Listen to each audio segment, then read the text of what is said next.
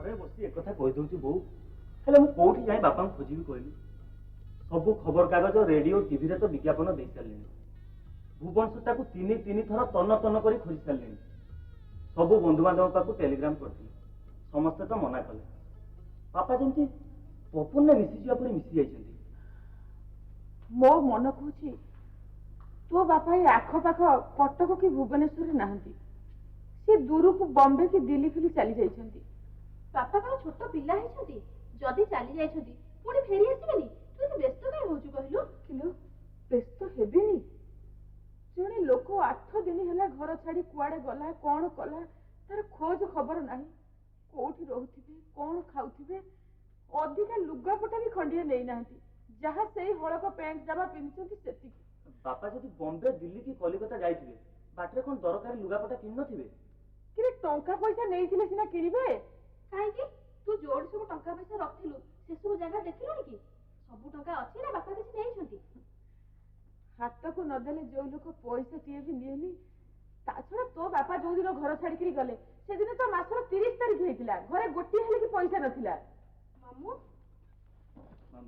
किरे तो भाईकर किछि खोज खबर पाइलु नाही बाबा किछि खबर मिललानी अच्छा से को मठ कि आश्रम को चली जाई नंदी भाई पुणी सन्यासी हेबे एटा कस्मिन काल संभव नहीं जी गोटे दिन पाए ताका बंधु बांधव घरे भी रही पारना सी पुणी सन्यासी हेबे मो मन का एटा पाउ मामू तो आसिलेनी ए भाई की सांगे धरी के पुरी कोणार्क जोरंदा कपिलास ए आख पाखर जेते तीर्थ स्थान सब अछि टिके बुली आसले होतानी काले कोठी बापा थिबे हां मां तू ठीक कथा कहछ से हे करबा जदी जिबा कथा तार आउ देरी न करी आज जिबा कोन को चलो के के कोन कहबो चलो कोन दिटा खाई देखि चंचल चंचल बाहर जिवो आ तू आ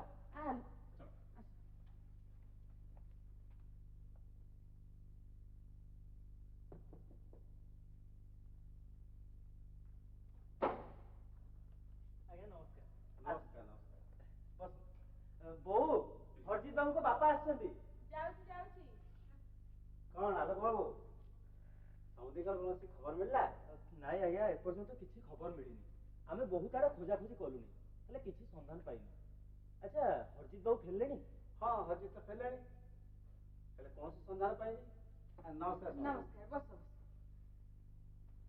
आमे भी खोजी खोजी आशा छाड़ी देलु हम हरजीत कलिकता बॉम्बे दिल्ली सब आड़े अनेक खोजिला हेले समुद्रिका कौन सी खोज कर मिललानी आमे भी चारियाडे खबर नेलुनी किछि खबर पाउनु मु कोन कहउथिली कि आ कोन कोठी किछि खबर पाइछिन रे कोन नाही मु कोन देखंतु मुसा आमो पाखरे आपण की संकोच करिया कथा न जा कहबा कथा खोला खोली कोंतु हां समुदी जहा कहबा कथा कोंतु मु कहउथिली बाहागर आउ गोटे मास मात्र रहला बाहागर हां हरजीत सहित आपण को जे ममतार बाहागर एमिति परिस्थिति रे आमे केमिति बाहागर करिबु समुदी आपण टिके आम परिस्थिति बुझाउ चेष्टा करंतु हमर निबंध होइतला बोली से हम कहउची आउ ये शुभ दिनटा थरे गडी गले आउ थरे पुणी केबे सेमते दिनटे जुटिबो की कहि परिबो माने मु कहबा कथा कोन कि बापा न फेरिबा पर्यंत आमे बाहागर केमिति करिबु बापा फेरिबे कि आउ आगो फेरिबे नै तार कोन सिद्धांत अछि आ मो केते दिन अपेक्षा करिबे ना ना समिति कोंतु समुदी आम कथा किछि विचार करंतु मोर पुआ बाहागर नुहे झिया बाहागर तम समुदी निखोज होला दिनटू आमे धार कर्जरे पूरा बुडी गलुनी हम हरजीत पे आउरी भल भल प्रस्ताव आछि मु खाली जवाब दे देछि बोली से सब प्रस्ताव को मु आड़े दउछि आ केते दिन एमती अपेक्षा करिबी ଆଉ ସେଟା ଚାକିରି ଜାଗା ଯଦି କାହାକୁ କିଛି କଥା ଦେଇଦିଏ ତାକୁ ମୋର କି ବଳ? ମଉସା ଆପଣ ଆଉ ମାସ 4ଟା ଅପେକ୍ଷା କରନ୍ତୁ। ବାପା ଫେରନ୍ତୁ କି ନ ଫେରନ୍ତୁ ଆମେ ଯେମିତି ଯାହା ବ୍ୟବସ୍ଥା କରି ବାହାଘରଟା କରିଦେବୁ। ହଁ, ତମ ବୋହୂକୁ ଆମେ ଆଉ ଆମ ଘରେ ବେଶୀ ଦିନ ରଖିବୁନି ସମୁଦି। ଯେତେ ଶୀଘ୍ର ତମ ଘରକୁ ପଠେଇଦେଲେ ଆମର ଛୁଟି। ସମୁଦି ହଜିବା 2 ମାସ ହେଲା।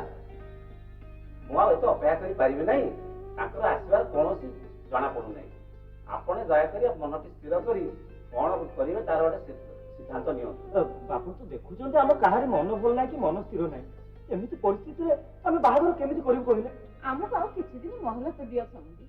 ମୁଁ ଆଉ ବେଶୀ ଦିନ ଅପେକ୍ଷା କରିପାରିବି ନାହିଁ। ତାହେଲେ ମୁଁ ଯାଉଛି, ତେଣୁ ମୋର ବହୁତ କାମ ଅଛି।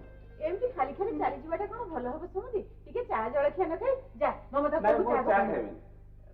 ତାହେଲେ ଯା ଟିକେ ଜଳଖିଆ ନେଇ ଆସିବୁ। ଜଳଖିଆ ତରତର ଅଛନ୍ତି, ନା ଯା। ନା ସମୁଦ୍ର ନାହିଁ। ପୁଅ ତୁମେ ଯାଅନି, ମୁଁ କିଛି ଖାଇବି ନାହିଁ। ମୁଁ ଯାଉଛି, ତେଣେ ଘରେ ବହୁତ କାମ ଅଛି। ଏମିତି ଖାଲି ଖାଲି ଚାଲିଯିବାଟା କଣ ଭଲ ହବ? ଖାଇବା ନ ଖାଇବାର କିଛି କଥା ନାହିଁ। ଖାଇବା ଦିନ କଣ କୁଆଡେ ଚାଲି ଯାଉଛି? ମୁଁ ଅପେକ୍ଷା କରିଛି। ତମର ଶେଷ ନିଷ୍ପତ୍ତି ମତେ ଶୀଘ୍ର ଜଣାଇଦବ। ଆମର ତ ନିର୍ବନ୍ଧ ହେଇସାରିଛି ସମୁଦି। ଆଉ ଶେଷ ନିଷ୍ପତ୍ତି କଣ ଜଣେଇବୁ? ଖାଲି ନିର୍ବନ୍ଧ କରିଦେଲେ ତ ବାହାଘର ହେଇଯାଏ ନାହିଁ। ଆସନ୍ତା ମାସ 15 ତାରିଖ ବାହାଘର ହେବାର ସ୍ଥିର ହେଇଥିଲା। ଯଦି ସେଇ ଦିନରେ ବାହାଘର କରି ନ ପାରିବ ତାହେଲେ କେଉଁ ଦିନ କରିବ ମତେ ମୁଁ ଜାଣିବାକୁ ନିତାନ୍ତ ଚାହୁଁଛି।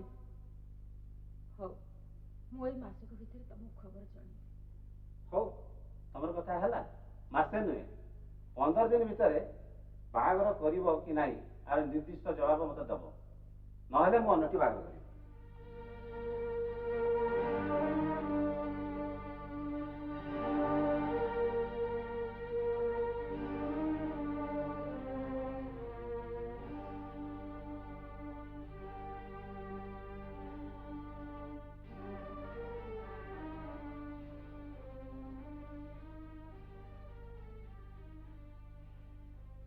ବାପା ଥିଲାବେଳେ ଏତେ ଦାୟିତ୍ୱ ଯେ ନିଜେ ମୁଣ୍ଡଉଥିଲେ, ସେ କଥା ମୁଁ ଆଜି ବୁଝିପାରୁଛି।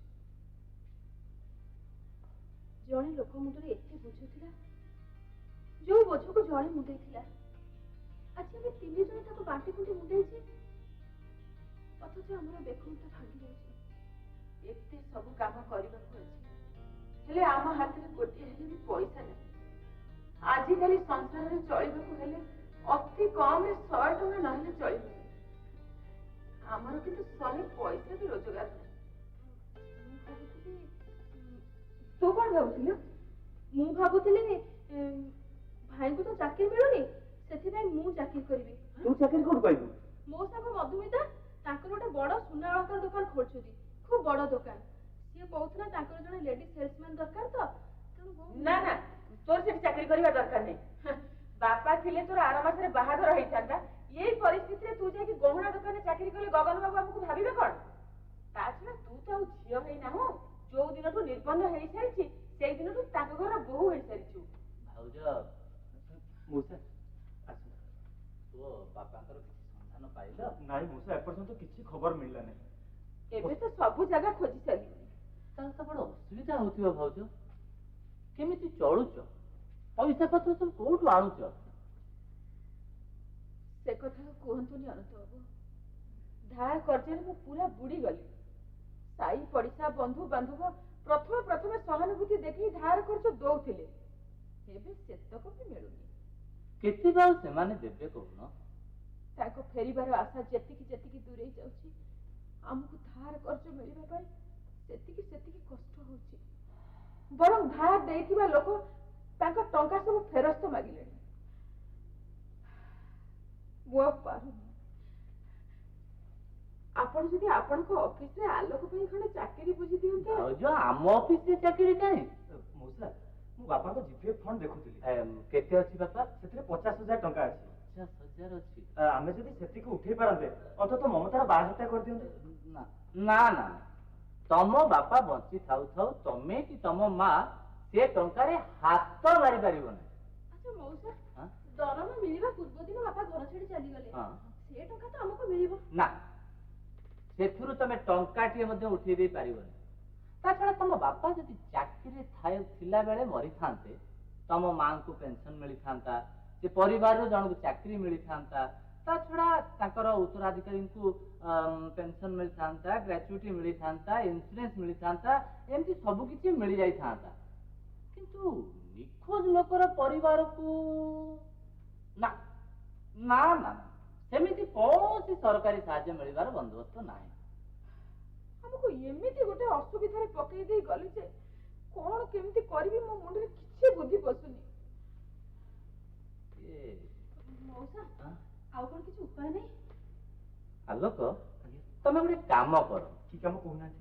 ଆଜି ତମେ ଆମ ଅଫିସକୁ ଆସ, ସେଠି ସେକ୍ରେଟାରୀକୁ ତମ ଘରର ଅସୁବିଧା କଥା ସବୁ କୁହ। ସିଏ ଯଦି କିଛି ସେକ୍ରେଟାରୀ? ହଁ ଆପଣ ତ କହୁଛନ୍ତି କିଛି ପ୍ରୋଭିଜନ ନାହିଁ, ସିଏ ଆଉ କଣ କରିପାରିବେ କହିଲେ? ଅବଶ୍ୟ ଆଇନ ଅନୁଯାୟୀ ସେମିତି କିଛି ପ୍ରୋଭିଜନ ନାହିଁ, ତଥାପି ଯଦି ସିମ୍ପାଥେଟିକ୍ ଗ୍ରାଉଣ୍ଡରୁ ସେ ଯଦି କୌଣସି ପ୍ରକାର ସାହାଯ୍ୟ କରିପାରନ୍ତି। କଣ ସାହାଯ୍ୟ କରିପାରିବେ ସେ? ତୁ ଯାଉନୁ ମଉସାଙ୍କ ସାଙ୍ଗରେ? ଶୁଣ ବାପା, ତମେ ଅଫିସକୁ ଆସ, ଆମେ ଅଫିସରେ 8-10 ଜଣ ମିଶିକି ସେକ୍ରେଟାରୀଙ୍କୁ ଅନୁରୋଧ କରିବା। ଯଦି ସେ କିଛି ସାହାଯ୍ୟ କରିଦେଇ ପାରନ୍ତି, କଣ କହୁଛ ବାପା? ମାନେ ଭାଇ ତମେ ଯାଅ। ହଁ ହଁ ସେ ଯିବ। ନାଇଁ ଯିବ ମାନେ ଏଇଲେ ମୋ ସାଙ୍ଗରେ ଚାଲ।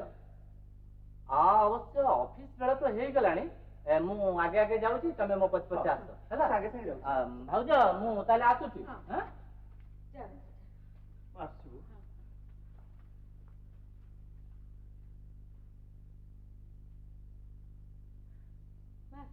ଦାଣ୍ଡ କବାଟଟା ଦେଇଦେ, ମୁଁ ଟିକେ ମନ୍ଦିର ଆଡୁ ଆସେ।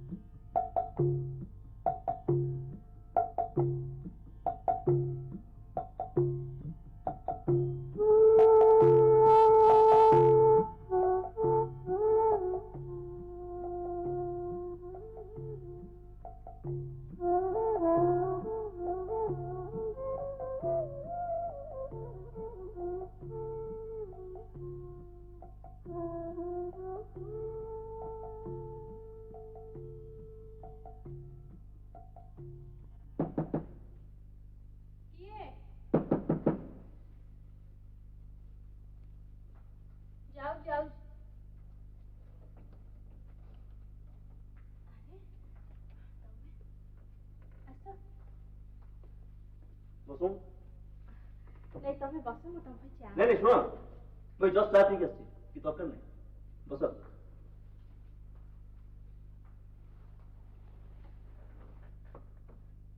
तमें मो बापा खोजिया ପାଇଁ ଯାଇଥିଲ कोन हैला पाइलो कहीं बापा तो आस्तिले सी कोन इस कोइ ना हां आस्तिले कहिजंती किंतु आ कोन ममता मो अधिका कोन कहली नाइ जदि तमे निहाती चाहुच ताले मु केमती गली कोठी खोजिली केमती अनुसंधान कली तार गोटे धारा विवरणी रीतिमत पेश कर देबी शुड आई स्टार्ट आरंभ करिवे मोर के तो संदेह हुए एया जे मु आदो कुआडे न जाई दीर्घ 15-20 दिन परे एठी फेरी आसी तुमको मिछारे कहूची जे तम बापा खोजिया पाई मु कलिकता दिल्ली बॉम्बे माड्रास जाईतिली बहुत अनुसंधान कली किंतु कोनसी खोज खबर पाई एया तो ठीक सेया नले भी सेही परी धरि निया मु ठीक जानची ममता मोर लॉयल्टी ऊपर तमर घोर संदेह अरे अब सेही पाई तो मु प्रस्ताव करथिली तमे मो संगे चल बोली मु जाईतिले सेटा तो बापा को खोजिबा है न थाता लोक माने ताको हनीमून ट्रिप बोली कहि थाते ममता मते विश्वास कर माने मो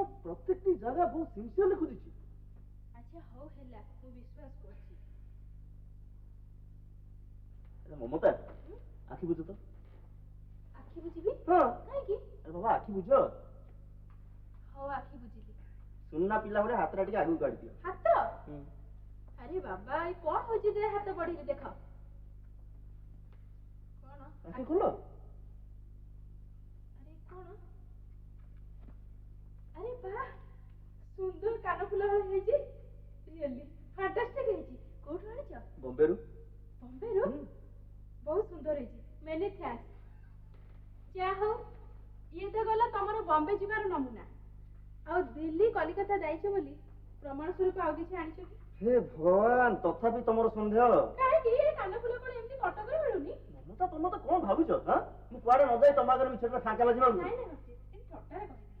ଦେଖ ମମତା, ମନର ମଣିଷ ପାଇଁ ମଣିଷ ଅନେକ କିଛି କରେ, ଅନେକ କିଛି କରିପାରେ। ଏସବୁ କରିବାରେ ତାର ଅନେକ ଅନେକ ଆନନ୍ଦ। ସେ କଥା ତ ସତ। ଛାଡ ସେ କଥା। କାନଫୁଲ ହଳକ ଦିଟା କିନ୍ତୁ ବହୁତ ଭଲ ହେଇଛି। ତମ ଚଏସ୍ ଅତି ଚମତ୍କାର। ମୋର ଆଉ ଗୋଟେ ଚଏସ୍ ବି ଅଛି। କଣ? ଯୋଉ ଚଏସ୍ କୁ ଦେଖି ମୋ ସାଙ୍ଗମାନେ ଖୁବ ଇର୍ଷା କରନ୍ତି। କି ଚଏସ୍? ତମେ। ମୁଁ? ତମକୁ ଲାଇଫ୍ ପାର୍ଟନର ହିସାବରେ ବାଛିଛି ତ, ସେଇଥିପାଇଁ ତମର ଫଟୋ ଦେଖି ମୋ ସାଙ୍ଗମାନେ ମତେ ଖୁବ ଇର୍ଷା କରନ୍ତି। ବିଶ୍ୱାସ କର ମମତା, ଏଟା ମୋର ମନର କଥା, ଏଥିରେ ଟିକେ ବି ଅତିରଞ୍ଜନ ନାହିଁ। ମୋ ସାଙ୍ଗମାନେ ବି ଆଜିକାଲି ତମ କଥା କହିକି ମତେ କମ ଥଟ୍ଟା କରୁନାହାନ୍ତି। ଥଟ୍ଟା? ସେଇଟା ତାଙ୍କୁ ଥଟ୍ଟା କହିପାର ବା ଇର୍ଷା କହିପାର। ଆଚ୍ଛା ମମତା, ଆମ କେତେ ଦିନ ଏମିତି ଅପେକ୍ଷା କରିବାକୁ ପଡିବ? ସେ କଥା ମୁଁ କେମିତି କହିବି? ଆରେ ବାବା, ତମେ କହିବନି ଆଉ କିଏ କହିବ? ବାପା ନ ଫେରିବା ପର୍ଯ୍ୟନ୍ତ କିଛି କରିହବ ବୋଲି ତ ମୁଁ ଭାବୁନି। ତା ଛଡା ବାପା ଗଲା ଦିନ ପରଠୁ ଆମ ଘରର ଆର୍ଥିକ ଅବସ୍ଥା ଏକଦମ ଶୋଚନୀୟ ହେଇଯାଇଛି। ଏଥିରେ ବାହାଘର କେମିତି ସମ୍ଭବ? ମୋ ବାବା ବି ଠିକ ସେଇ କଥା କହୁଛନ୍ତି। ତମ ବାପା କଣ କହୁଛନ୍ତି? ଏଇଆ, ତମ ଘରେ ଆଦୌ ବାହାଘର ସମ୍ଭବ ନୁହେଁ। ତା ଛଡା ତମ ବାପାଙ୍କର ଫେରିବାର ବି ଆଶା ନାହିଁ। ଫେରିବାର ଆଶା ନାହିଁ? ହଁ, ମାନେ ବାପା କହୁଛନ୍ତି ଯେ ତମ ବାପା ଜାଣି ଶୁଣି କୁଆଡେ ହଜି ଯାଇନାହାନ୍ତି, ମାନେ କୋଉଠି ଲୁଚିକି ରହିଛନ୍ତି। ଲୁଚିଛନ୍ତି? ତୁମେ ହର୍ଷିତ କଣ କହୁଛ? ମାନେ ତମ ବାପାଙ୍କ କାଳେ ଯୌତୁକ ଦେବାକୁ ପଡିବ ବୋଲି ସେ ଜାଣି ଶୁଣି ଆତ୍ମଗୋପନ କରିଛନ୍ତି। ହର୍ଷିତ, ତମେ ଏତେ ମିନ୍। ଆରେ ବାବା, ଏ କଥା ମୁଁ କହୁନି, ଏ କଥା ବାପା କହୁଛନ୍ତି। ତମ ବାପାଙ୍କ ଚିନ୍ତାଧାରା ଏତେ ନିମ୍ନମାନର? ମମତା, ତମେ ଅଯଥାରେ ମୋ ଉପରେ ବାପାଙ୍କ ଉପରେ ରାଗୁଛ। ଯଦି ତମ ବାପା ଜାଣି ଶୁଣି ହଜି ଯାଇନାହାନ୍ତି ବୋଲି ଏବଂ ଲୁଚି ନାହାନ୍ତି ବୋଲି ତମ ଦୃଢ ବିଶ୍ୱାସ, ତାହେଲେ ମୁଁ ଦୃଢ କଣ୍ଠରେ କହିବି ତମ ବାପା ଆଉ ଜୀବନରେ ନାହାନ୍ତି। ଗୋଟେ ପିଲା ଛୁଆ ଘର ଦ୍ୱାର ସଂସାର ଛାଡି କୌଣସି ଜୀବିତ ଲୋକ ଏତେ ଦିନ ପର୍ଯ୍ୟନ୍ତ ବାହାରେ ରହିପାରେ ନା। ଏ ସତ୍ୟକୁ ତମକୁ ସ୍ୱୀକାର କରିବାକୁ ପଡିବ ମମତା। ନା ହର୍ଷିତ, ମୋ ବାପା ଜୀବିତ। ସେ ଫେରିବେ। ମୋ ବାପା ନିଶ୍ଚୟ ଫେରିବେ। ଏମିତି ଗୋଟେ ଅସମ୍ଭବ ଖିଆଲକୁ ନେଇ ତୁମେ, ତୁମ ଭାଇ, ତୁମ ମା ସାନ୍ତ୍ୱନା ପାଇପାରନ୍ତି, କିନ୍ତୁ ଏଟା ସତ ନୁହେଁ। ଆରେ ଏମିତି ଗୋଟେ ଅନିଶ୍ଚିତ ପରିସ୍ଥିତିରେ ମୁଁ ଆଉ କେତେ ଦିନ ଅପେକ୍ଷା କରିବି? ତାହେଲେ ମୋ ବାପା ବଞ୍ଚିଥାଉ ତମେ ତାକୁ ମୃତ ବୋଲି ଧରି ନେବାକୁ ମତେ ବାଧ୍ୟ କରିବ? ନା, ତମେ ମତେ କଣ କହିବାକୁ ଚାହୁଁଛ? ଏଭଳି ଗୋଟେ ଅନିଶ୍ଚିତ ପରିସ୍ଥିତିରେ ପଡିକି, ଏଭଳି ଗୋଟେ ଅନିଶ୍ଚିତ କଥାକୁ ଅପେକ୍ଷା କରି ମୋର ଜୀବନଟାକୁ ନଷ୍ଟ କରିଦେବି? ନା ହର୍ଷିତ, ମୋ ପାଇଁ ତମ ଜୀବନଟା ନଷ୍ଟ ହେଇଯାଉ ଏକଥା ମୁଁ ଚାହେଁନି। ତମେ କେବଳ ମତେ ଅପେକ୍ଷା ନ କରି ଅନ୍ୟଥା ବିବାହ କର।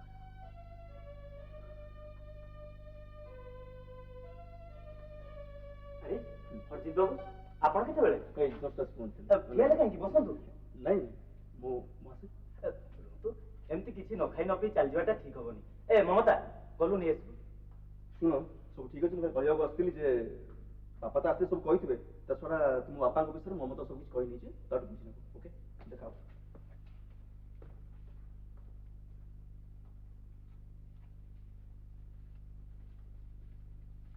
ମମତା, କଣ ଭାଇ? ତୁ ହରଜିତ କଣ କହିଲୁ? ତାକୁ ତ କିଛି କହିନି। ଯେତେ ହେଲେ ବି ତୁ ତାଙ୍କର ବାଧ୍ୟତା, ତାଙ୍କୁ ରଗେଇବାଟା ତ ଠିକ ହେଲାନି। ଭାଇ ମୁଁ ଏମିତି ଗୋଟେ କ୍ୟାଣ୍ଡିଡେଟ୍ ଆମକୁ ଆଉ ମିଳିବେନି। ତା ଛଡା ଆମ ଘରର ପରିସ୍ଥିତି ବର୍ତ୍ତମାନ ଯାହା, ଆମକୁ ସମସ୍ତଙ୍କ ମର୍ଜି ଯୋଇ ଚଳିବାକୁ ପଡିବ, ବୁଝିଲୁ? କିଏ ଆଲୋକ, ଆମ ଘରୁ କିଏ ଆସିଥିଲା କି? ହରଜିତ ପରି ଦେଖା ଯାଉଥିଲା। ହଁ, ହରଜିତ ବାବୁ ଆସିଥିଲେ। ଆଉ ସିଏ ଏମିତି ମତେ ଦେଖି ନ ଦେଖିଲା ପରି ମୁହଁ ଆଡେଇ ଚାଲିଗଲା। ତମମାନେ କଣ ତାକୁ କିଛି କହିଲ? ନେ ଭୋଗ ନେ।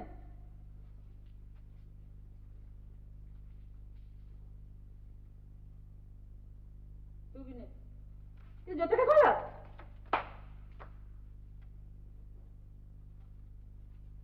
ତମମାନେ ସବୁ ହରଜିତ କି କଣ କହିଲ? ମୁଁ କିଛି କହିନି। ମମତା କଣ କହିଛି ତାକୁ ପଚାର। ତୁ ତା କଣ କହିଲୁ ମା? ନାଇଁ ମୁଁ ସେମିତି କିଛି କହିନି। ତମେ ମାନେ ସବୁ କଣ କରୁଛ ମୁଁ କିଛି ବୁଝିପାରୁନି।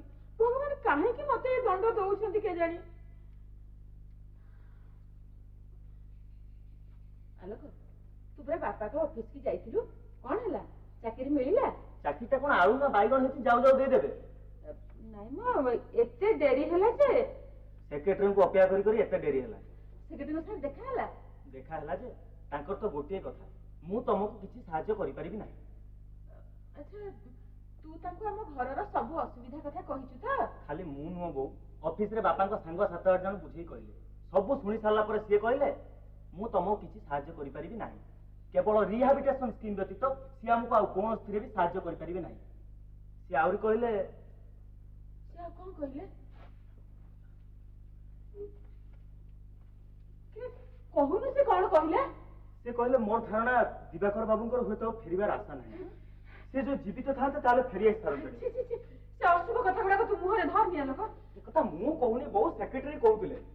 ସିଏ କହିଲେ ତମ ବାପାଙ୍କର ଡେଥ୍ ସାର୍ଟିଫିକେଟ ଆଉ ଲିଗାଲ ହାୟାର ସାର୍ଟିଫିକେଟ ଆଣିଲେ ତମେ ସରକାରଙ୍କର ସବୁ ସୁବିଧା ସୁଯୋଗ ପାଇବ। ତୁ ବନ୍ଦ କର ଲୋକ। ମୋର ସେ ଚାକିରି ଦରକାର ନାହିଁ କି ଟଙ୍କା ପଇସା ମୋର କିଛି ଦରକାର ନାହିଁ। ସିଏ କହିଲେ ଲିଗାଲ ହାୟାର ସାର୍ଟିଫିକେଟ ଆଣିଲେ ତମେ ସରକାରୀ ଚାକିରି ପାଇବ, ତମ ମା ପେନସନ ପାଇବେ, ଜିପିଏଫ ଟଙ୍କା ଉଠେଇ ପାରିବ, ଗ୍ରାଚୁଇଟି ଟଙ୍କା ପାଇବ, ଆଉ ଗ୍ରୁପ ଇନ୍ସୁରାନ୍ସ ଟଙ୍କା ବି ପାଇବ।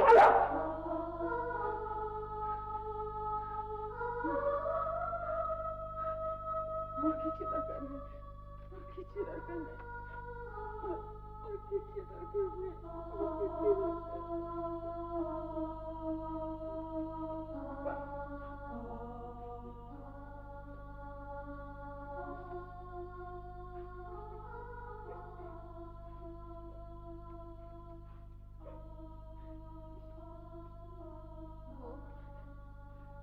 ଆମେ କେମିତି ଚଳିବା ଯେ? ଏତେ ଧାର ଉଧାର କରଜ ତାକୁ କେମିତି ସୁଝିବା? ମମତାର ବାହାଘର ଆମେ କେମିତି କରିବା ବୋଉ? ସେମାନେ ତ ଆମକୁ ବାରମ୍ବାର ଧମକ ଦଉଛନ୍ତି ବାହାଘର ଭାଙ୍ଗି ଦେବାକୁ। ଏମିତି ଗୋଟେ କ୍ୟାଣ୍ଡିଡେଟ୍ ଆମ ହାତରୁ ଖସିଗଲେ ଆମେ କଣ ଏମିତି କ୍ୟାଣ୍ଡିଡେଟ୍ ଯୋଗାଡ଼ କରିପାରିବା? ତା ବୋଲି ତୋ ବାପା ବଞ୍ଚି ଥାଉଥାଉ ବାପା ବଞ୍ଚିଛନ୍ତି ବୋଲି ଆମ ପାଖରେ ଏତେ ପର୍ଯ୍ୟନ୍ତ କିଛି ପ୍ରମାଣ ନାହିଁ। ଆମେ ତ ଏତେ ଆଡେ ଖୋଜିଲେ, ଏତେ ଆଡେ ସନ୍ଧାନ ଦେଲେ, ବାପା ବଞ୍ଚିଥିଲେ କଣ ଆମେ ପାଇନଥାନ୍ତେ? ବାପା ବଞ୍ଚିଛନ୍ତି ଯେ ପ୍ରମାଣିତ କରିବାକୁ ଆମେ ଏତେ ଖୋଜାଖୋଜି କଲେଣି, ହେଲେ ବାପାଙ୍କର କୌଣସି ସନ୍ଧାନ ମିଳୁନି। ଏତେ ଟଙ୍କା ଖର୍ଚ୍ଚ ହେଲାଣି, ଏତେ ଦିନ ଗଲାଣି, ହେଲେ ଏହାର ପ୍ରମାଣ କିଛି ପାଇଲେ ନାଇଁ ନା ତୋ ମାମୁକୁ ସେ ନଖ ଦର୍ପଣ ବାଲା କହୁଥିଲା ତୋ ବାପା ଜୀବନରେ ଅଛନ୍ତି, ହେଲେ କୋଉଠି ଗୋଟେ ବନ୍ଧନରେ ଖସି ଯାଇଛନ୍ତି ଯେ ଯେତେ ଚେଷ୍ଟା କଲେ ବି ସେଠି ଖସି ଆସି ପାରୁନାହାନ୍ତି। ସେ ନଖ ଦର୍ପଣ, ଖଡିପାଠ, ଜାତକ ସବୁ କେବଳ ମନକୁ ଶାନ୍ତନା ଦେବା ପାଇଁ ଗୋଟାଏ ଗୋଟାଏ ବାଟ। ସେଗୁଡିକ କୌଣସି ବୈଜ୍ଞାନିକ ତତ୍ତ୍ୱ ଉପରେ ଆଧାରିତ ନୁହଁ କି ତା ଉପରେ ବିଶ୍ୱାସ କରିବା ବି କୌଣସି ବିଜ୍ଞ ଲୋକର କାମ ନୁହଁ। ତାଛଡା ବାପା ତ ଘରୁ ରାଗିକି କାହା ଉପରେ ଯାଇନାହାନ୍ତି। ବାପା ଏତେ ଦିନ ବାହାରେ ରହିବାର କାରଣ ବି ମୁଁ କିଛି ଦେଖୁନି। ଯଦି ବାହାରେ ବାପା ଥାଆନ୍ତେ ତାହେଲେ ତ ଏତେବେଳକୁ ଫେରି ଆସନ୍ତେଣି। ବାପାଙ୍କର ଏପର୍ଯ୍ୟନ୍ତ କିଛି ବି ଖବର ମିଳିଲାନି। ବାପା ବଞ୍ଚିଥିବା କଥା ଆମେ କେବଳ ଆଶା କରିବା ବ୍ୟତୀତ ଆମ ପାଖରେ କିଛି ପ୍ରମାଣ ନାହିଁ। କିନ୍ତୁ ଅନ୍ୟ ପକ୍ଷରେ କିଛି ଯୁକ୍ତିଯୁକ୍ତ ତଥ୍ୟ ଅଛି। କଣ ଅଛି? କାହାକୁ କିଛି ନ ଜଣାଇ ଏତେ ଦିନ ପର୍ଯ୍ୟନ୍ତ ବାହାରେ ରହିବା କୌଣସି ଗୃହସ୍ଥ ଲୋକ ପକ୍ଷେ ସମ୍ଭବ ନୁହେଁ। ଝିଅର ନିର୍ଦ୍ଧାରିତ ବିବାହ ଦିବସ ପାରି ହେବା ପର୍ଯ୍ୟନ୍ତ ବାହାରେ ରହିବା କୌଣସି ଜୀବିତ ବାପା ପକ୍ଷେ ସମ୍ଭବ ନୁହେଁ। ଅଫିସରେ କାହାକୁ କିଛି ନ ଜଣାଇ ଏତେ ଦିନ ପର୍ଯ୍ୟନ୍ତ ବିନା ଦରଖାସ୍ତରେ ଛୁଟିରେ ରହିବା ବାପାଙ୍କ ପରି ଜଣେ ଅନୁଗତ ସରକାରୀ କର୍ମଚାରୀ ପକ୍ଷେ ଆଦୌ ସମ୍ଭବ ନୁହେଁ। ତାଛଡା ବୋଉ, ବାପାଙ୍କ ପରି ଜଣେ ଲୋକ ଯିଏ ଘର ଅଫିସ ଆଉ ଅଫିସ ଘର ବ୍ୟତୀତ ଆଉ କିଛି ବି ଜାଣନ୍ତି ନାହିଁ, ସେ ଏତେ ଦିନ ଧରି ଘର ଅଫିସ ଦିଟାଙ୍କ ଭୁଲି ବାହାରେ ରହିବା କଣ ସମ୍ଭବ? ତାଛଡା ବାପା ତ ବାହାରେ 2 ଦିନରୁ ଅଧିକା କେବେ ରହିନାହାନ୍ତି। ଶନିବାର ଗଲେ ରବିବାର ଯାଇକି ପଳେଇ ଆସନ୍ତି। ଅଫିସରେ ବାପାଙ୍କ ସାଙ୍ଗମାନେ କଣ କହୁଛନ୍ତି ଜାଣିଛୁ? ଦିବାକର ବାବୁ ଘରେ ନଥିଲେ ଅଫିସରେ ଥିବେ, ଅଫିସରେ ନଥିଲେ ଘରେ ଥିବେ, ଆଉ ଯଦି ସିଏ ଦିଟା ଜାଗା ନଥିବେ ତାହେଲେ ତାହେଲେ ସିଏ ଦୁନିଆରେ ଆଉ କୋଉଠି ବି ନଥିବେ। ହ୍ୟାଲୋ, ଆରେ ତମେ ଇଏ ସବୁ କଣ କହୁଛ? ଅଭାବ ଅସୁବିଧାରେ ପଡି ତମେ ମାନେ ସବୁ ସ୍ୱାର୍ଥପର ପାଲଟି ଗଲଣି। ଟଙ୍କା ପଇସା ଆଉ ଚାକିରି ଲୋଭରେ ତମେ ମାନେ ତମ ବାପାକୁ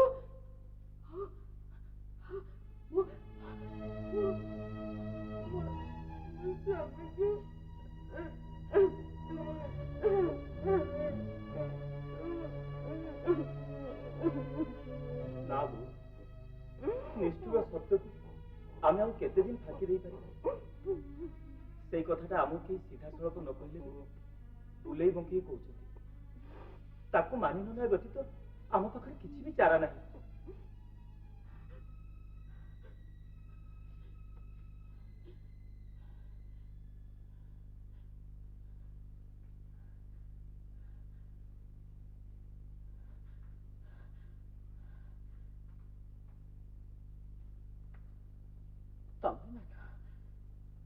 ହେଲେ ମୁଁ ମାନିବିନି। ମୁଁ ମୋଟେ ମାନିବିନି। ନା,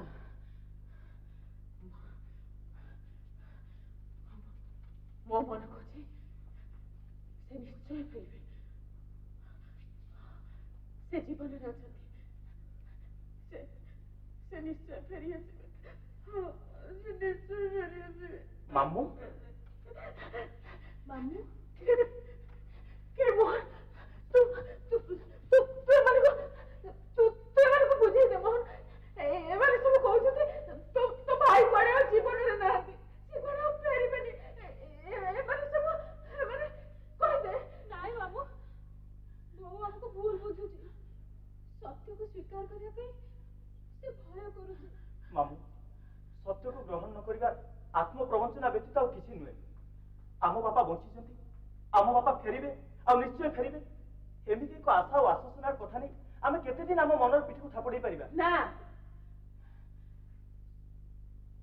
ତମେ ମାନେ ତାଙ୍କୁ ଖୋଜି ନ ପାଇବାରୁ ତମର ବିଫଳତାକୁ ଘୋଡେଇବା ପାଇଁ ଯାଇ ତମର ବାପା ମରି ଯାଇଛନ୍ତି ବୋଲି ତମେ ମାନେ ଧରି ଦେଇଛ।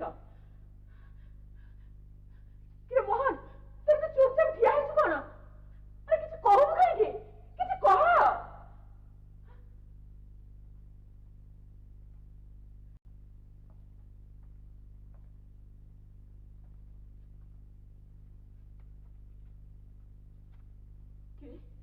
କଣ ହେଲା?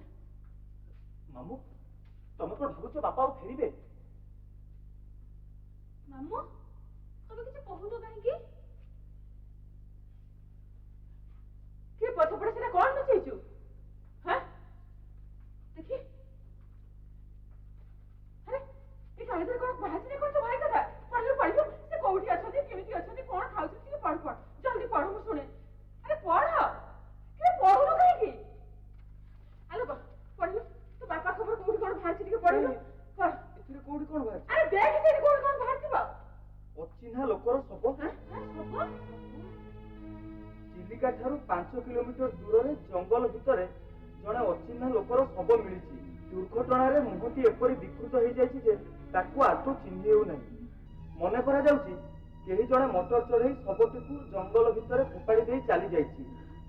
ଶବଟି ଦେହରେ କଳା ପ୍ୟାଣ୍ଟ, ଚେକ୍ ସାର୍ଟ, ବାଁ ହାତରେ କଳା ଡାଏଲ ଘଣ୍ଟା, ପାଦରେ ନାଲି ଚପଲ ଅଛି। ତୋ ବାପାଙ୍କର? ନା ନା, ଏସବୁ ମିଛ, ଏସବୁ ଗାଁ ମିଛ। ତୁ ଏ କାଗଜ କୋଉଠି ପାଇଲୁ? ଏସବୁ ମିଛ। ଏଗୁଡା ସତ କି ମିଛ ଆମକୁ ନିଜ ଆଖିରେ ଯାଇ ଦେଖି ଆସିବାକୁ ପଡିବ।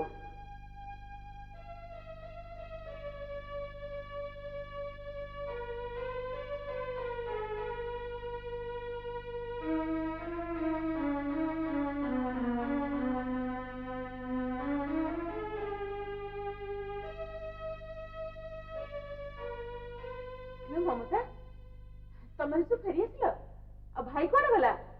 ମାମୁଁ, ତମେ ଏତେ ଡେରି ହେଲା କାହିଁକି? ତୁ କିଛି କହୁନୁ ଯେ, କଣ ହେଲା? ମମତା, ତୁ କାନ୍ଦୁଛୁ କାହିଁକି? କଣ ହେଲା? ମାମୁଁ, ଭାଇ ଏମାନେ ସବୁ କୁଆଡେ ଗଲେ? କହ ମମତା। ବାପା ଆଉ ନାହାନ୍ତି।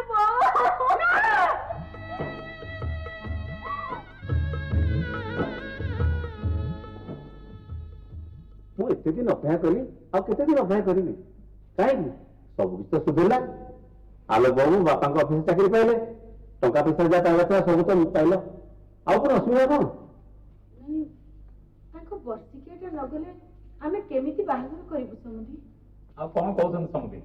ଏତେ ଦିନ ତ ଅପେକ୍ଷା କଲେଣି, ଆଉ 6ଟା ମାସ ଗଲେ ତାଙ୍କ ବର୍ଷିକାଟାକୁ ଯିବ।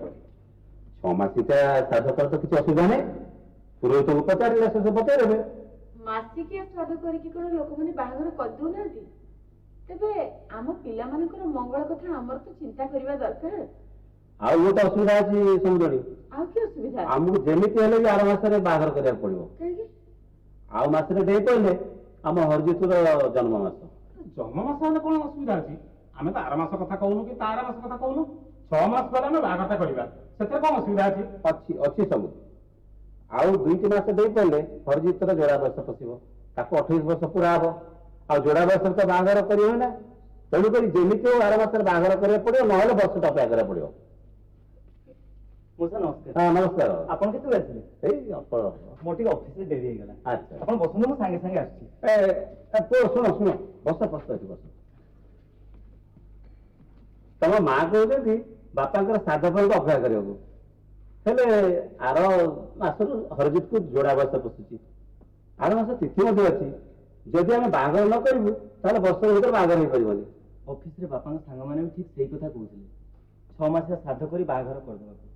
ମୋର ସେଥିରେ ଆପତ୍ତି ନାହିଁ, ମୁଁ ରାଜି। ଆପଣ ଖାଲି ଟିକେ ବୋଉଙ୍କୁ ଓ ମାମୁଙ୍କୁ ବୁଝାନ୍ତୁ। ଆଉ ବୁଝାବୁଝିରେ କଣ ଅଛି କହିଲେ? ଅକାଳିକ ନିୟମ ନାସ୍ତି। ସର୍ବମଙ୍ଗଳ ଜଗନ୍ନାଥ କରି ଆମେ ବାହାଘରଟା କରିଦେବା। ତେଣିକି ଭଲ ମନ୍ଦ ପାଇଁ ଜଗନ୍ନାଥ ସାର୍ କଣ କହୁଛ ତା? ନାଇଁ, ମୁଁ କଣ କହୁଥିଲି କି ଏଇ ବେଳଟା ଭଲ ନାହିଁ। ଅଦ୍ଭୁତଟାକୁ ସେ ନିଖୋଜ ହେଲେ, ତାର କିଛି ଦିନ ପରେ ଏ ଦୁର୍ଘଟଣା। ଏଇନି କାଳ ବେଳା ଚାଲିଛି, ଏ ବର୍ଷଟା ସାରା ଖରାପ ପଡିବ। ତେଣୁ ଏ କାଳ ବେଳାଟାରେ ବାହାଘର କରି ଗୋଟେ ଶୁଭ କାମ କରିବା ପାଇଁ ମୋର କାହିଁକି ମୋଟେ ମନ ବଳୁନି। ସେ ସବୁ ପୁରୁଣା କାଳିଆ ଅନ୍ଧବିଶ୍ୱାସ। ବର୍ଷେ ପର୍ଯ୍ୟନ୍ତ ଖରାପ ପଡିବ ବୋଲି ସେମିତି କିଛି ମାନେ ନାହିଁ। ୟା ଭିତରେ କଣ କିଛି ଭଲ ଘଟଣା ଘଟିନି? ମତେ ଚାକିରି ମିଳିଛି, ମମତାକୁ ଏମଏରେ ଫାର୍ଷ୍ଟ କ୍ଲାସ୍ ମିଳିଛି। ଏଇଟା କଣ ଗୋଟେ ଭଲ ଘଟଣା? ସରକାର ତ ବାପା ଜାଗାରେ ତତେ ଚାକିରି ଦେଲେ। ତୁ ଯଦି ନିଜ ଚେଷ୍ଟାରେ ପାଇଥାନ୍ତୁ ତାହେଲେ ମୁଁ ଜାଣିଥାନ୍ତି ଯେ ଏଇଟା ମୋ ପାଇଁ ଗୋଟେ ଭଲ ଘଟଣା। ଆଉ ମମତା, ସେ ତାର ପାଠ ପଢିଥିଲା, ଆଶା କରିଥିଲା ଭଲ କରିବ ବୋଲି, ଭଲ କଲା। ଯୁକ୍ତି କରି ସବୁ କଥାକୁ କାଟି ଦିଆଯାଇ ପାରିବ। ତମେ ଯଦି ବାହାଘର କରିବାକୁ ନ ଚାହୁଁଛ, ବାହାଘର ନ କର। ମୋର ସେଥିରେ ଆଉ ମୁଣ୍ଡ ଖେଳିବା ଦରକାର ନାହିଁ। ଆଲୋ ବସ୍। ଯୁକ୍ତି ତର୍କ କଲେ କୌଣସି ପ୍ରକାର ସମାଧାନ ହେଇନି କି ହବ ନାହିଁ। ମୁଁ ଝିଅରେ ଅପେକ୍ଷା କଲିନି, ସମୁଦି ମଲେ 4 ମାସ ଅପେକ୍ଷା କଲି, ସମୁଦିଙ୍କ ସୁଧି ଦେବା ପାଇଁ ଅପେକ୍ଷା କଲି। ଆଲୋକ ବାବୁ ଚାକିରି ପାଇଲେ, ସମୁଦିନୀ ପେନସନ ପାଇଲେ, ସବୁ କିଛି ହେଲା। ଶେଷରେ ସମୁଦିଙ୍କର ସୁଧକିଆକୁ ବି 6 ମାସ ଅପେକ୍ଷା କରିବି। ଆଉ ଏସବୁ ହେବା ସତ୍ତ୍ୱେ ଆପଣ ଯଦି ଆସନ୍ତା ମାସରେ ବାହାଘର କରିବା ପାଇଁ ଆଜି ନ ହେବେ, ତାହେଲେ ମୋର ଶେଷ କଥା କହିଦେଉଛି, ମୁଁ ଅନ୍ୟଠି ବାହାଘର କରିବି। ମୋର ତ ଆଉ କିଛି ଦୋଷ ଦେବେନି। ହଁ ହଁ, ଆପଣ ଅନ୍ୟ ଜାଗାରେ ବାହାଘର କରନ୍ତୁ। ଆଉ 6 ମାସ ନ ଗଲା ଯାଏ ଆମେ ବାହାଘର କରିପାରିବୁନି। ଆଲୋ, ବଡମାନେ କେମିତି କଥାବାର୍ତ୍ତା କରନ୍ତି ଶିଖିନୁ? ସମୁଦି, ଆପଣ ସେମିତି କଣ ରାଗିଲେ ଚଳିବ? ପିଲା ଲୋକ କଣ ଗୋଟେ କହିଦେଲା, ତା କଥା ଟିକେ ଧରିବେନି।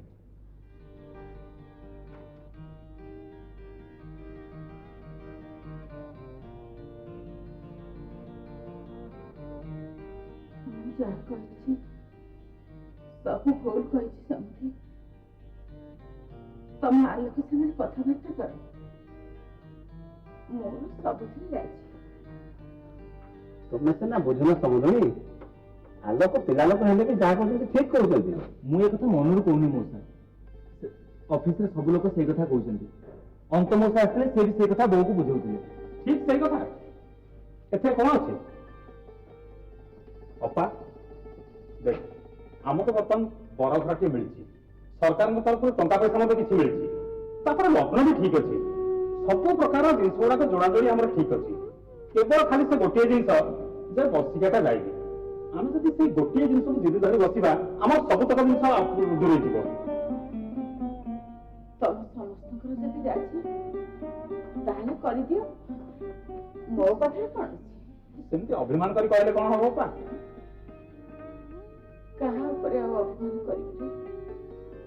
ଅପା, ତୁ ଟିକେ ଖୁସି ମନରେ କହିଲେ ସିନା ଆମେ ତାକୁ ଜବାବ ଦବୁ। ଏଭଳିଆ ଶୁଭ କାମରେ କଣ ଏମିତି ସବୁ କେହି ରଖାଯାଏ? କଣ କହୁଛ ଆଲୋ? ମୁଁ ଆଉ କଣ କହିବି? ଆପଣ ମାନେ ବାହାଘର ଦାୟିତ୍ୱ ନେବେ। ବାପା ତ ନାହାନ୍ତି, ଆପଣ ହେଲେ ଆମର ପିତୃ ତୁଲ୍ୟ। ଆପଣ କନ୍ୟାଦାନ କରିବେ। ମୋର କାମ କରିବା କଥା, ମତେ ଯାହା କହିବେ ମୁଁ ସେଇଆ କରିବି। କଣ କହୁଛ ସମୁଦି, ଟିକେ ମନ କରି କୁହ। ହଉ ହେଲା, ଆର ମାସରେ ବାହାଘର କରିବ। ଏଥର ଯୌତୁକ ଡାକିକି ଦିନ ବାର ଠିକ କର। ସେ ସବୁ ସରିଯାଇଛି। କେବେକୁ ଠିକ ହେଲା? ଏଇ ଆର ମାସ 12 ତାରିଖ ବୁଧବାର। ଆଉ କେତେ ଦିନ ରହିଲା କି? ଆଉ ମାସେ 2 ଦିନ ରହିବ।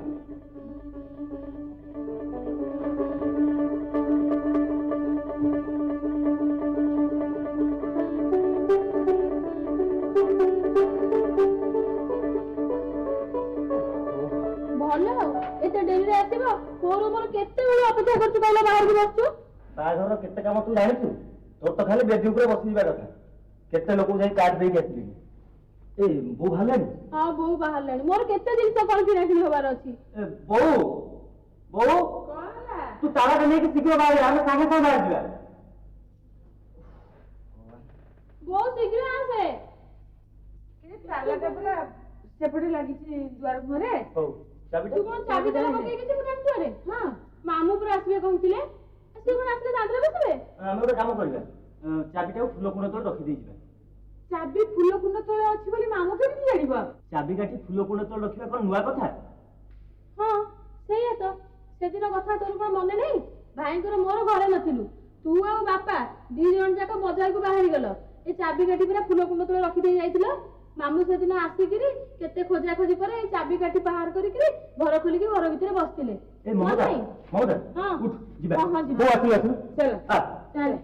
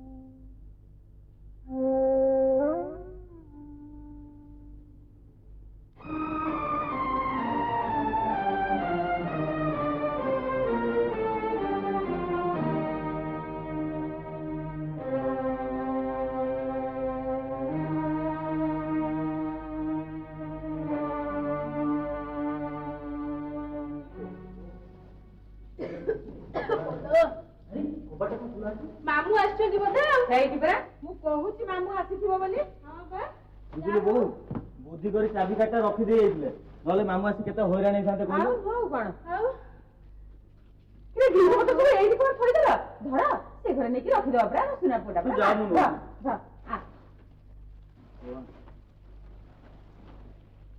ଏ ମମତା ଓ ଆଁ ଜିନିଷ ପତ୍ର ଗୁଡା ସବୁ ନେଇଗଲୁ କାହିଁକି ମୁଁ ଜିନିଷ ପତ୍ର ନେଇପାରିନି ମତେ ବହୁତ ହାଲିଆ ଲାଗିଲାଣି ତତେ ହାଲିଆ ଲାଗୁଛି? ହଁ ବା ଯାହା ବାହାଘର ପାଇଁ ଜିନିଷ କିଣା ହଉଛି ତାକୁ ପୁଣି ହାଲିଆ ଲାଗୁଛି ଏ ବୋଉ ଦେଖିଲ ଭାଇ କେମିତି ଚିଡଉଛନ୍ତି ସତ କଥା କହିଲା ବେଳକୁ ଜେଲ ଲାଗିଲା ସତ କଥା ଲାଗିଲା ଦେହ ଲାଗିଲା ତୁ ସବୁବେଳେ ମତେ ଏମିତି କଥାବାର୍ତ୍ତା କରୁଛ ଆସ୍ତେ କହୁନ ମାମୁ ଅଛନ୍ତି ଶୁଣିବେ ମାମୁ ମାମୁ କୁଆଡେ ଗଲେ ହଁ? ବୋଉ ପଚାର ନା ବୋଉ ମାମୁ କୁଆଡେ ଗଲେ ମାମୁ କଣ ସାଙ୍ଗରେ ଅଛନ୍ତି ନାଇଁ ତ ତାହେଲେ ମାମୁ କଣ ପଡୋଶୀ ଘରକୁ ଚାଲିଗଲେ କି ହଁ?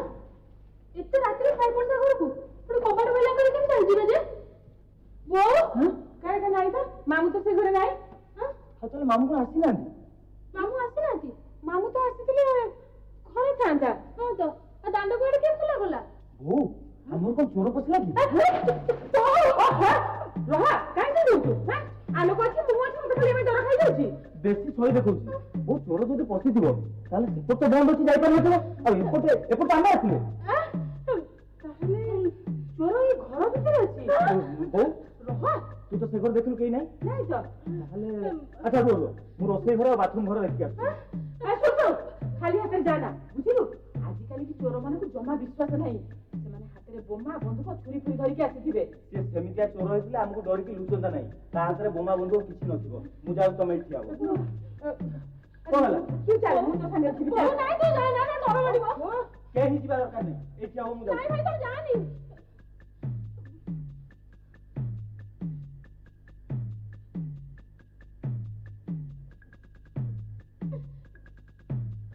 ବୋଉ କଣ କଣ ବା କାଇଁ କୋଉଠି କଣ କଣ କାଇଁ କଣ ର କୋଉଠି କିଛି ନାହିଁ ଖାଲି ଏ ଗୋଟେ ଡରୁଛି। କଣ ହେଲା ସେ ଘର ତ କେହି ନାହିଁ କେହି ନାହାନ୍ତି ନା ତାହେଲେ ଚୋର କଣ ଆମ ଘରୁ କିଛି ଜିନିଷ ପତ୍ର ନେଇକି ଚାଲି ଯାଇଛି। ହଁ ବୋଉ ସେଇଆ ହେଇଥିବ ଆମେ ଚାବି କାଠି ରଖିବା କଥା କିଏ ମାର୍କ କରିଛି ଆଉ ଆମେ ଘରୁ ବାହାରି ଚାଲିଗଲା ପରେ ଚାବି ନେଇ ଆମ ଘରୁ ଚୋରି କରି ପଳେଇଛି ହେଇଠି ଚାବି କାଠି ତାକୁ ଛୁନା ସେଥିରେ ଚୋର ଫିଙ୍ଗର ପ୍ରିଣ୍ଟ ଥିବ ତାକୁ ଜମା ଛୁନା ବୋଉ ଚୋର ଆମ ଘର କିଛି ଜିନିଷ ନେଇ ଦେଖିଛୁ ତୁ କେମିତି ଜାଣିଲୁ କିନ୍ତୁ ସବୁ ଜିନିଷ ଅଛି ମୁଁ କେତେବେଳେ ଦେଖି ସାରିଲିଣି ଟିଭି ବି ଅଛି ଆଲୋ ଦି ଚୋର କଣ ଆଜିକାଲି ବଡ ଜିନିଷ ନଉଛନ୍ତି ସେମାନଙ୍କର ସବୁବେଳେ ଟଙ୍କା ପଇସା ଉପରେ ନଜର। ଦେଖିଲୁ ଦେଖିଲୁ ମୁଁ ଦେଖେ ସେ ଘରେ ତ ଟଙ୍କା ପଇସା ସବୁ ଅଛି। ମୁଁ ଦେଖେ ଭାଇ ଭାଇ ତମେ ଯାଅ ରଥ ମଉସା ଘରକୁ, ପୋଲିସ ତାକୁ ଫୋନ କରିଦବ। ଏ କଥା ଥାନାରେ ଜଣେଇଦେବା ନିହାତି ଦରକାର। ମୁଁ ଖାଲି ତତେ କହିନା ହୁଣ୍ଡି, ପୋଲିସ ଆସି କଣ କରିବ ଏତେ ରାତିରେ କହିଲୁ? ଚୋର ତ ପଳେଇଲାଣି। ଯାହା ବି ହେଲେ ଆମେ ତାକୁ ଜଣେଇଦେବା ଉଚିତ। ହଜି ଯାଇଥିବା ଲୋକକୁ ଗୋଟେ ପୋଲିସ ଖୋଜି ପାରୁନି, ସିଏ ପୁଣି ଚାଲି ଯାଇଥିବା ଚୋରକୁ ଧରିବ। ଭାଇ ଭାଇ ସେ କବାଟଟା ଝରକାଟା ବନ୍ଦ କରିଦିଅ। ଚୋର ଯେମିତି ପଶି ଅଛି, ଆଉ ମୁଁ ଅଛି, ବହୁତ ସାଙ୍ଗରେ ଅଛି। ଭାଇ ବନ୍ଦ କରିଦିଅ। ଓହୋ ଆରେ ନାଇଁ ସବୁ ଜିନିଷ ଠିକ ଠାକ ଅଛି। ହଁ ବୋଉ ମୋ ଶାଢୀ ଶାଢୀ ବି ଠିକ ଅଛି। ଆଉ ମୋ ଗହଣା ସବୁ ଯୋଉ ଆସିଥିଲା ଆଲୋ ସବୁ ଅଛି, କୋଉଥିରେ ସେ ହାତ ମାରିନି। ଆଶ୍ଚର୍ଯ୍ୟ କଥା, ଓହୋ ଚୋର ତାହେଲେ ଆମ ଘରେ ପଶିଲା କାହିଁକି? ଭାଇ ମୁଁ ଭାବୁଛି ଚୋର ଆମ ଘରୁ ଜିନିଷ ନେବା ପାଇଁ ଆସିଥିଲା, କିନ୍ତୁ ଆମେ ଯେମିତି ଆସିଲେ ସେ ଆମ ପାଦ ସହିତ ଜାଣିପାରିକି ପୁଣି ପଳେଇଛି। ହଁ ସେଇଆ ହେଇଥିବ। ହଁ ହଁ ଯା ଚୋର ତ ଆମର କିଛି ନେଇନି, ଆମେ କାହିଁ ସେଥିରେ ମୁଣ୍ଡ ଖେଳିବା କହିଲୁ? ମତେ ବହୁତ ଭାରି ଜୋର ନିଦ ଲାଗିଲାଣି, ମୁଁ ଶୋଉଛି। ଖାଇବାଟା ବି ଜୋର ହେଇଗଲା। କିରେ କଣ ଜିନିଷ ପତ୍ର ଗୁଡା ଏଇଠି ଫୋପାଡ଼ି ଫୋପାଡ଼ି ଦେଇକି ଶୋଇବୁ? ଧର ଟିକେ ସେ ଘରେ ଜିନିଷ ପତ୍ର ଗୁଡା ରଖିଦେବା ପରେ ଧର। ଚାଲ ଚାଲ। ମତେ କହନା, ମୁଁ ଜିନିଷ ରଖିପାରିବିନି। ମତେ ଭାରି ଟାୟାର୍ଡ ଲାଗିଲା, ନିଦ ଲାଗିଲାଣି। ଉଠ, ଉଠ, କଥା ଉଠ। ଦେଖିଲା? ଓହୋ ତମେ ରଖୁନ, ମୁଁ ରଖିବିନି। ଉଠ ତୁ। ଆରେ ହଁ ଜିନିଷ ପତ୍ର ଗୁଡା କାଲି ରଖିଲା, ତୁ ଚାଲୁନ ଶୋଇବା। ଆରେ କେମିତି ଜିନିଷ ପତ୍ର ଗୁଡା ଏଠି ପକେଇ ଦେଇକି ମୁଁ ଯାଇକି ଶୋଇବୁ କହିଲୁ? ଚୋର ହାତ ନାଗିଲାଣି ଯେତେବେଳେ କେତେବେଳେ କୋଉ କଥା କିଏ କହିବ? ବୁଝିଲୁ? ସିଏ ଆସିଥିଲା, ସୁବିଧା ପାଇଲାନି, କିଛି ନେଇନି। ଯଦି କେତେବେଳେ ସୁବିଧା ଦେଖିକି ପୁଣି ଆସି ପୁଣି ଚାଲ ତାଲା ପକେଇ ଦେ, ଝରକା ବନ୍ଦ କରିଦେ। ଶୁଣ ଥାଉ କାଲି ତୁ ଯା, ତୁ ସେ ଘରେ ଶୋଇବୁ ଯା। ମୁଁ ମୋର ଜିନିଷ ପତ୍ର ଜଗିକି ଏଇ ଘରେ ଶୋଇଛି। ଯା। ମୁଁ କଣ ଏକୁଟିଆ ଶୋଇବି? ତୁ ଯା ଆଲୋକ ପଠଉ, ସେ ଯାଇକି ସେଠି ଶୋଇବ। ଯା ଆଲୋକ ଆଲୋକ କଣ ପଡୁ ପଡୁ ଶୋଇଯାଉଛି ମ? ଯା ମୋ ବାପାଟା ପରା, ଯା ସେ ମମତା ପାଖରେ ଶୋଇବୁ। ସେ ଡରୁଛି, ଜିନିଷ ପତ୍ର ଗୁଡା ପଡିଛି ପରା। ଯା ନିଦ ଲାଗିଲାଣି, ମୁଁ ଶୋଉଛି। ଏଇ ଯା ସେ ପୁରା ପାଟି କଲାଣି। ତାର ସବୁବେଳେ ମୋ ଉପରେ ରାଗ, ଜମା ସେ ମତେ ଶୋଇଦବନି। ଯା ସବୁବେଳେ ମୋ ସାଙ୍ଗେ ଲାଗିଥାଉ। ଭାଇ ଲାଇଟ୍ ଲିଭେଇବନି, ମତେ ଆଜି ଡର ମାରୁଛି। ଲାଇଟ୍ ଜଳୁଥାଉ। ନିଦ ମାରିଲାଣି, ଲାଗିବି ପଡୁଛି।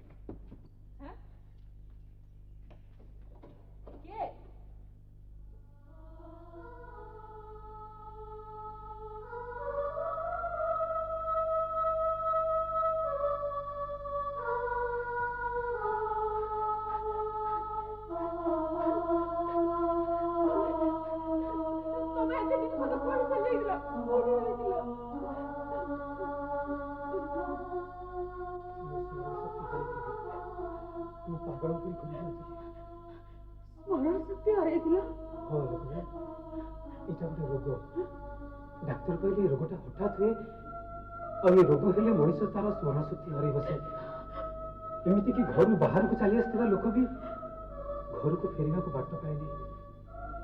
ମୁଁ ସେଦିନ ମର୍ଣ୍ଣିଂ ୱାକରେ ଘରୁ ବାହାରିଥିଲି, ତାପରେ କଣ ହେଲା ମୋର କିଛି ମନେ ନାହିଁ। ତାପରେ ତୁମେ କୁଆଡେ ଚାଲିଗଲ? ମୁଁ ହଠାତ୍ ଯାଇ କେମିତି ଭୋପାଳରେ ପହଞ୍ଚିଗଲି ମୁଁ ନିଜେ କିଛି ଜାଣିନି। ଭୋପାଳ? ସେଇଟା କୋଉଠି? ସେଟା ମଧ୍ୟପ୍ରଦେଶରେ।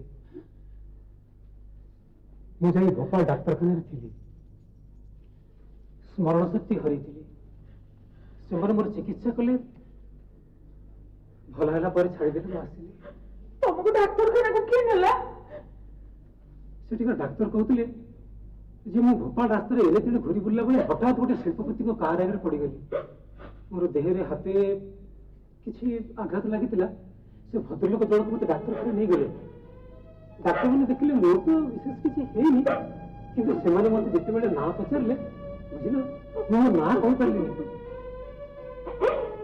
से मत परीक्षा कर देखिले मोर स्मरण शक्ति हरी दी मोर चिकित्सा कले भल कला छाड़ी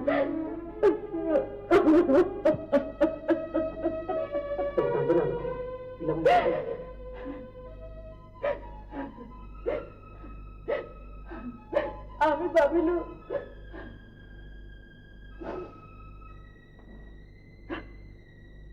तुम्हें बाहर को गला पर ही एठी आसी पहुंचली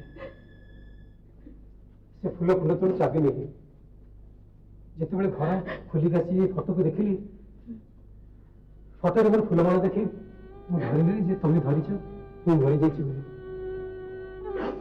आज जिते तुम्हें बजार फेरल तुम विधवा देश देखी मोर सन्देह दृढ़ हो गला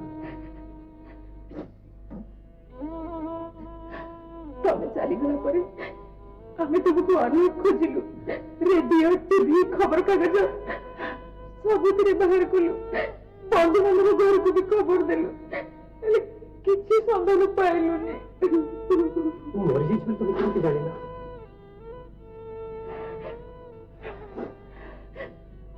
तमे चली जिबार अनेक दिन पर दिने आमे खबर कागज रे पढ़िलु चिलिका पाखरे गोटे लोक ऊपर मोटर गाड़ी चढ़ जाइए तार पैंट शर्ट जूता चश्मा सबू तमरी संगे मिसी जाउतिला आलोक ममता मोहन से माने समस्त चिलिका जाए सेटा तमर सब बोली चिन्हट करी आसिले तमने मोर सिद्धि सरी तुम विधवा ही सारी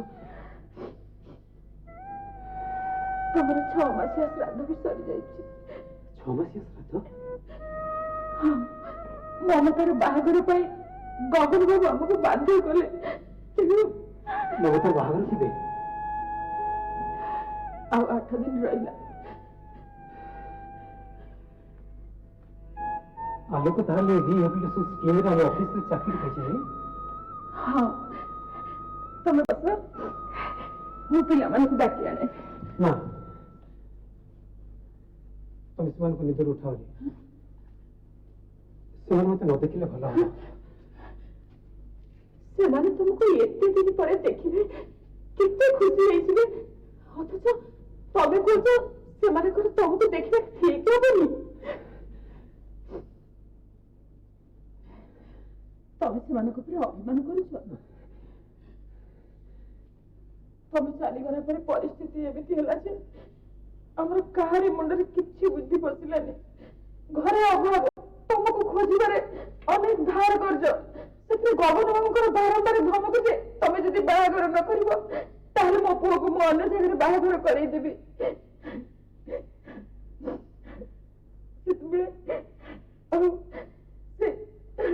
से लोकटार चेहरा भी ठीक तमरी संगे मिसी जाउतला तमे तमे से मन को भूल बुझनी देखो आलोक बाबू से मन को कि तुमको कहा को भूल बुझनी किंतु तमे परिस्थिति भल भाव न बुझिले घरे पुणी गोटे झड़ उठिबो पसंद सृष्टि हबो अनिष्ट हबो पुणी की अनिष्ट हबो देखो आलोक मोर डेथ सर्टिफिकेट दे रिहेबिलिटेशन स्कीम रे चाकरी पाइछि जिते समस्त जानिबे आलोकर बापा बंची छी बोली आलोक मोर जाल करथिबा अभियोग रे अपराध रे से जेल जीव हाँ से खाली जेल जीवनी तार चाकरी मध्य जीव तुम जो जीपीएफ टंका पाइछ डेथ कम सर्टिफिकेट दे तुम जो ग्रेच्युटी टंका पाइछ तुमको से टंका सब फेरिया को पड़िबो हाँ टंका सब फेरिया को पड़िबो ये तुम कौन कहछ जो सत कथा तुम से कथा कहछ ममतार बाहागर मते बंद हो जीवो बाहागर कनके बंद हो तुम जानियो जेते बेले गगन बाबू जानिबे जे मो बंची थाउ थाउ तुम मोर डेथ सर्टिफिकेट दे आलोक जाल करी चाकरी पाइछि से तांकर सहित धारणा हो पारे जे परिवार चरित्र भल नुहे आम मैंने ये चरित्र परिवार लोक मैंने जेकोसी अवस्था में जेकोसी कारबार एम जाल कर सब किसी करपारती एतिक बुझिबेनि जे आमे आमे जहा सब करिछु सब परिस्थिति रे पड़ी करिछु जानि सुनि कि त आमे भूल करिनु नाई आलोक बाबू तुमर परिस्थिति तुमर दुख केही बुझिबेनि ये सभ्य समाज सब बेले समस्त को संदेह करियो को शिक्षा दोछि तुम हाथ खाली हेगला परे तुम कौन कर तुम तो ममतार बाहागर कर पारबनी ताहले हमें कौन करबा ମୁଁ ଏଠିକି ଯେମିତି ଚୁପଚାପ ଆସିଥିଲି ସେମିତି ଚୁପଚାପ ମୁଁ ଚାଲିଯିବି। ନା ନା ମୁଁ ତମକୁ କେବେ ହେଲେ ଛାଡ଼ିଦେବିନି ନା। ପରିସ୍ଥିତି ବୁଝିବାକୁ ଚେଷ୍ଟା କର। ନା ପରିସ୍ଥିତି ବୁଝିବା ମୋର କିଛି ଦରକାର ନାହିଁ। ଜଣେ ସ୍ତ୍ରୀ ପାଇଁ ତାର ସ୍ୱାମୀ ହେଉଛି ସବୁ କିଛି। ଦେଖ ଜଣେ ଚାଲିଗଲା ପରେ ତା ସ୍ଥାନ ସବୁଦିନ ଖାଲି ରହେନି। ସମୟ ଚକ୍ରରେ ପୁଣି ପୁଣି ସବୁ କିଛି ସ୍ୱାଭାବିକ ହେଇଯିବ। ସାବିତ୍ରୀ ନିଜର ନିଷ୍ଠା ଆଉ ବୁଦ୍ଧି ବଳରେ ନିଜର ମୃତ ସ୍ୱାମୀର ଜୀବନକୁ ଯମ ହାତରୁ ଛଡ଼େଇ ଆଣିଥିଲେ। ଆଉ ମୁଁ ସେଇ ନାରୀ ହେଇ ମୋ ଜୀବିତ ସ୍ୱାମୀର ଜୀବନକୁ ସ୍ୱଇଚ୍ଛାରେ ଯମ ହାତକୁ ଟେକିଦେବି। ତମେ ଅବୁଝା ହୁଅ ନା ଲୋକ। ବର୍ତ୍ତମାନ ପରିସ୍ଥିତିରେ ମୋ ପରିବାର ପାଇଁ ମୁଁ ବଞ୍ଚିବା ଅପେକ୍ଷା ମରିବା ଅଧିକ ଶ୍ରେୟସ୍କର ହବ। ତମେ ଚାଲିଗଲା ପରେ ଆମ ଘରେ ଝଡ଼ ଉଠିଥିଲା, ତାକୁ ଆମେ ଯେମିତି ସହି ଯାଇଥିଲୁ।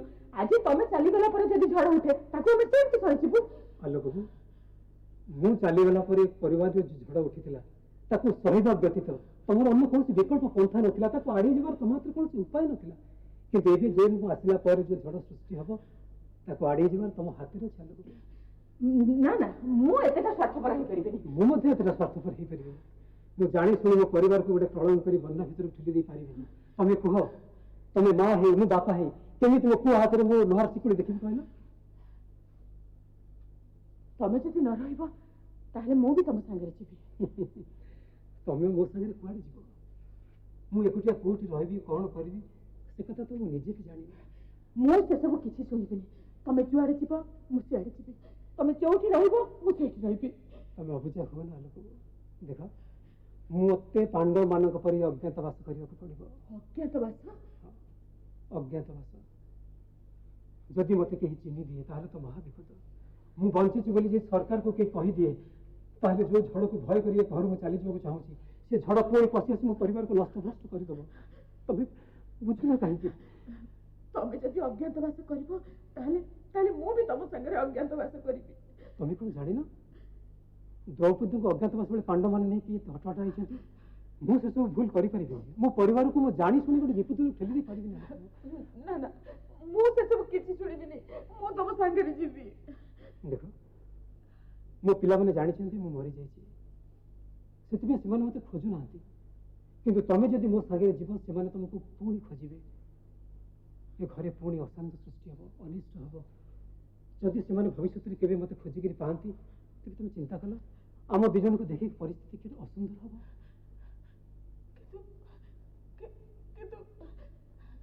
କିନ୍ତୁ ମୁଁ ଏଠି କେମିତି ବିଧବା ସଜି?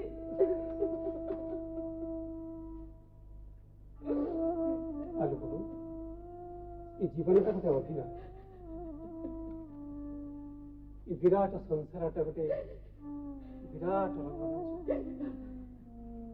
ଆମେ ସମସ୍ତେ ଅଭିନୟ କରୁଛେ। ତମେ ଏଠି ରହି ବିଧବାର ଅଭିନୟ କରିବ, ଆଉ ଏଠୁ ଅଜଣା ଜାଗାକୁ ଦୂରକୁ ଚାଲିଯାଇ ମୁଁ ମରିଯାଇଥିବାର ଅଭିନୟ କରିବ।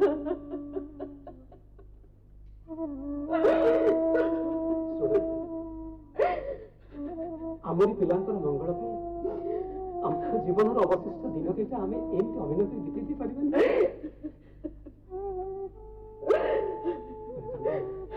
ତମର ଏତେ ରାତିରେ କାନ୍ଦ ଶୁଣି ପିଲାମାନେ କି ପଡ଼ିଶା ଉଠି ପାରନ୍ତି? ନିଜକୁ ଆୟତ୍ତ କର ଲୋକ, ଆୟତ୍ତ। ଏଇଟା କ'ଣ ତମର ଶେଷ ନିଷ୍ପତ୍ତି? ଏ ପରିସ୍ଥିତି ଯାହା ହେଇଛି ଏହାର ପରିଣତି କ'ଣ ହେଇପାରେ ତମେ କୁହ?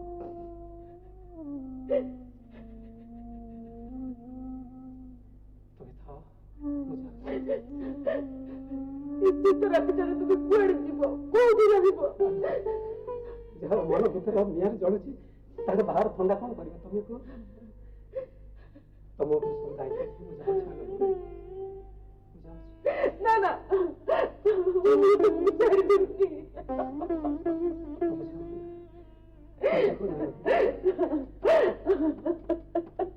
ନିଜକୁ ଆୟତ୍ତ କର।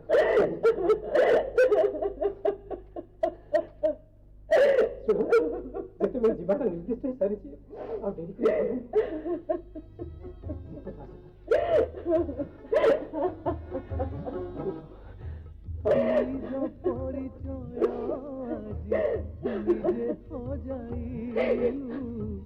ଦୁନିଆର ପାଇ ତୁ ତ ଅଲୋଡ଼ା ସାଜିଲୁ, ଦୁନିଆର ପାଇ तू तो अलोड़ा साजिलु निज परिचय आज निजे हजाइलु दुनियार पाई तू तो अलोड़ा साजिलु दुनियार पाई तू तो अलोड़ा साजिलु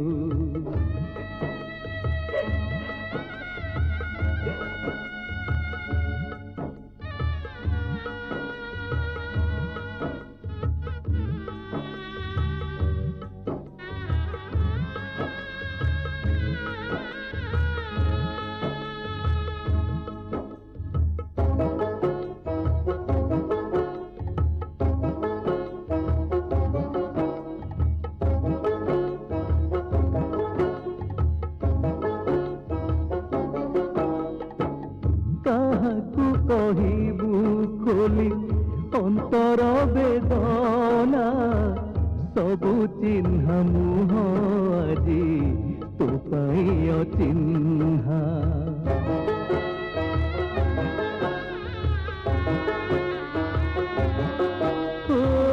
काहाकू कहिबू खोली अंतर बेदना सबु चिन्ह मुह आजी तो पाई चिन्हा नीरबरे आखि लुह